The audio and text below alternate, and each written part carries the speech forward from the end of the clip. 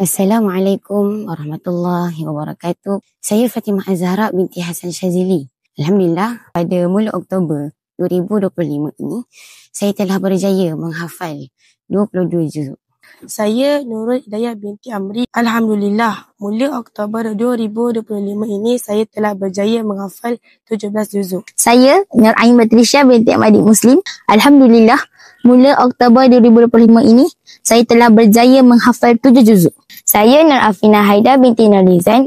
Alhamdulillah, mula Oktober 2025 ini saya telah berjaya menghafal 9 juz. Saya Sarifah Ruqayyah binti Muhammad Luqman. Alhamdulillah, mula Oktober 2025 saya berjaya menghafal 8 juz.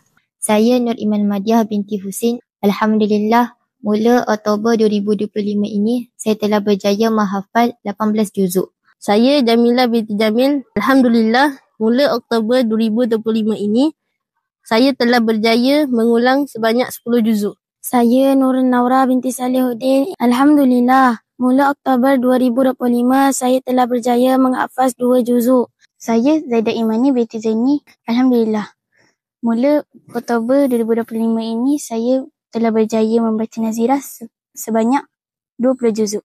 Saya Nur Hidayah binti Azhar. Alhamdulillah, mula Oktober 2025 ini saya telah berjaya menghafal 6 juzuk. Saya Nur Alia Kristina binti Nur Hashim. Alhamdulillah, mula Oktober 2025 ini saya telah berjaya menghafal 5 juzuk. Saya Zuhia binti Zaini. Alhamdulillah, mula Oktober 2025 ini saya telah berjaya menghafaz 6 juzuk. Saya Raja Nur Syahadah binti Raja Alfian. Alhamdulillah, mula Oktober 2025 ini saya telah berjaya menghafal 10 juzuk. Saya Nur Aina Maisarah binti Nur Hashim. Alhamdulillah, mula Oktober 2025 ini saya telah berjaya menghafal 7 juzuk.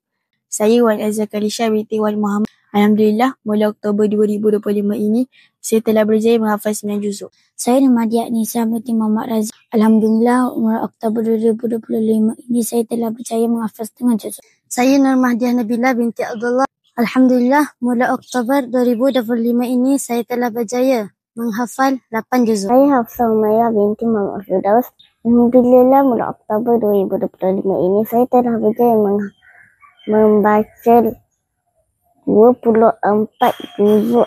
Assalamualaikum warahmatullahi wabarakatuh, keluarga angkatku. Semoga Allah merahmati dan berkati urusan semua. Saya Husna Jamilah binti Muhammad Firdaus ingin berkongsikan laporan prestasi saya.